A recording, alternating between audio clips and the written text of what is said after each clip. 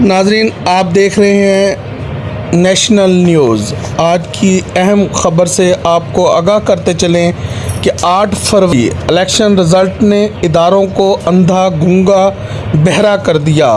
आवाम को दिए जाने वाले शऊर की बदौलत आवाम अपने हक़ के लिए एक बार फिर सड़कों की जानिब एहतजाज करती हुई नज़र आ रही है, जो मौजूदा निज़ाम के लिए एक मुंह पर तमाचा की मानिद है।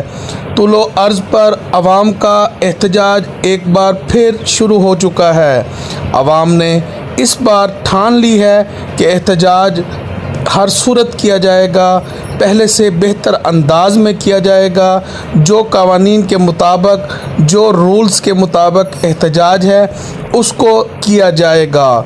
ख़वातीन, बच्चे, बूढ़े एहतजाज करते हुए दिखाई दे रहे हैं। ईद रात पर पूरे मुल्क में बहुत एहतजाज किया गया। आवाम की कसीर तादाद ईद रात पर, चांद रात पर इमरान खान के हक़ में एहतजाज कर रही थी। उनका यही नारा था कि 804 कैदी को फिलफौर रिहा किया जाए।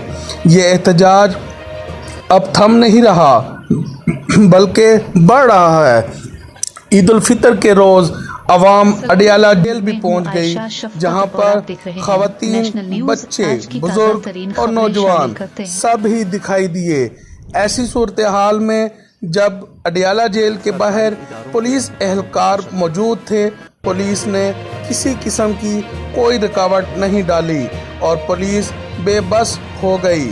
पुलिस ने इस बार किसी किस्म का कोई रखना नहीं डाला, जिसके बायस अवाम ने खूब एहतजाज किया। अडियाला जेल के बाहर कैदी नंबर 804 को फौरी रिहा करो के नारे लगाए गए।